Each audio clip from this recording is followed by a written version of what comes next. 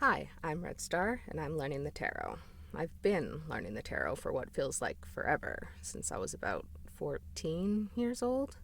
Learning what each card represents has been a long journey that, honestly, continues to this day. I've always had trouble with the interpretation part of it. How can I change knowing what the card means to interpreting what cards mean in relation to one another? Then one day it came to me. It's like reading comics. You've got these still images, you link them together with your mind, and they make a story. In comics, this is done through a process called closure. Scott McCloud, in his 1993 work titled Understanding Comics, defines the word closure as the phenomenon of observing the parts but perceiving the whole. He further notes that in our daily lives we often commit closure, mentally completing that which is incomplete based on past experience. McCloud states that in reading comics, the reader is less an observer and more a collaborator, consciously working towards closure and making a sense of change, time, and motion. These aspects are implied through what is called the gutter, the space between panels in a comic, or, in the case of a tarot reading, between the cards. The magic and mystery of comics is credited by McCloud to the gutter as a space of limbo, where imagination takes two separate images and transforms them into a single idea. There's literally nothing there, but experience insists there must be, and the human mind fills it out.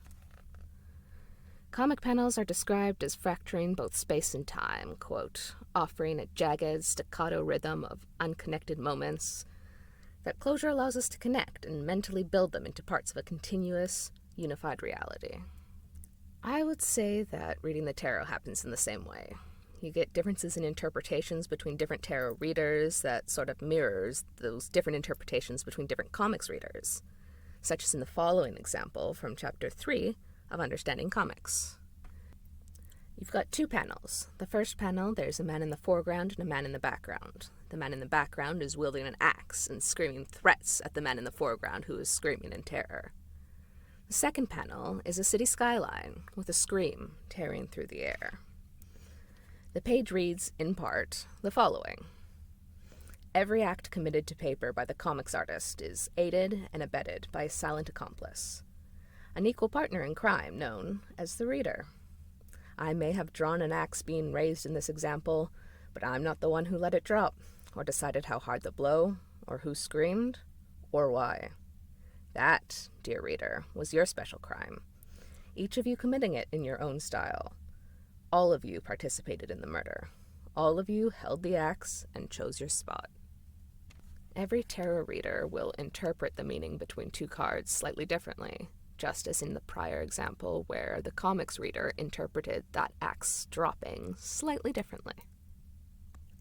This doesn't make either interpretation wrong, necessarily. It just makes it slightly different, as different life experiences and different inner selves leads to a different conclusion in our minds. So let's take this theory and do some application. Let's draw some cards. Deciding to do this in the sound booth was probably not my wisest move. I've definitely recorded this more than once because I keep dropping cards and I have not learned my lesson. So that's a fun time. Okay, we are going to ask the question, what information do I need to know right now? And we're going to draw the first card. First card is the Three of Swords. Well, that's not a great looking card. Still, swords means logical, rational mind, and three of them together means misery and heartbreak, really. According to my notes, which I will be referencing absolutely, we've got pain followed by healing, and the sense of the ground clearing for something better. So, not all bad news. Card number 2. We have the Nine of Swords. So, that is another swords, which is interesting. Means a lot of thinking going on, I guess. Nine of Swords is despair. The dark night of the soul. That is very ominous. Not having a great time so far. All right, and card number 3. The Page of Cups reversed. And of course, it's a stupid court card, which is like the most difficult to understand cards because, I don't know, they seem to represent people half the time, and then the other half of the time they're situations, and I'm never great at guessing which is which. But again, that's why we're here. We are here to learn. So the Page of Cups reversed involves hard study and a hesitation to pursue things you want because you do not think you deserve it. And that's a little close to home. So let's look at the 3 cards together, balanced precariously on my lap.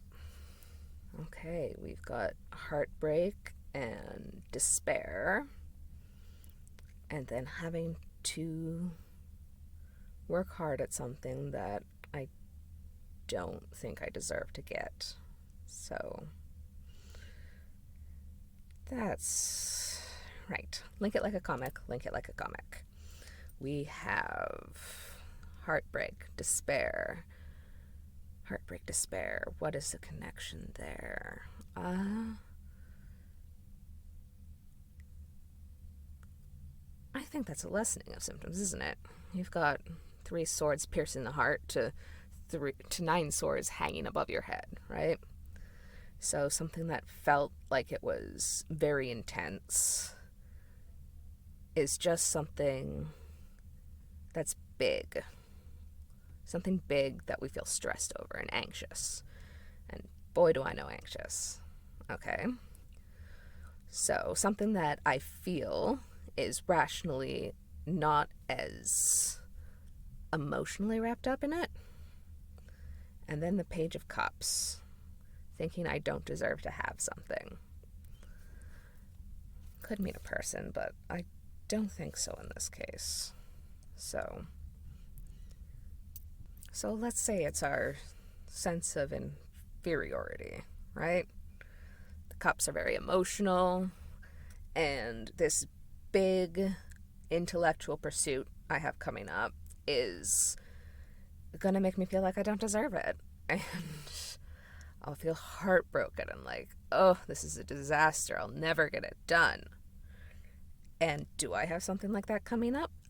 I do have a thing I'm waiting for some feedback on, results of. I entered a competition, and next week I should have the answer as to whether I got in or not. And here I'd say it looks slightly, sources are telling me, that I may get it, but that I'm going to have to overcome some negative inner thoughts to be able to work towards getting it done. Okay, thus far it's like, ooh, I've got this cut up into like 15 parts. That's not super impressive. We'll try for fewer next time. Yeah. Before closing up for today, let's do a deep dive on the Page of Cups, because that little bugger is the one that's bothering me the most, at least in the how do I interpret it sense. So let's go to the notes. Page of Cups is, to my mind, a teenager, right? You've got big feelings, being encouraged to think or study, as well as being exhorted, is that the right word? To dream big and follow those dreams. It's about enjoying this time of new feelings and new ideas and trying everything.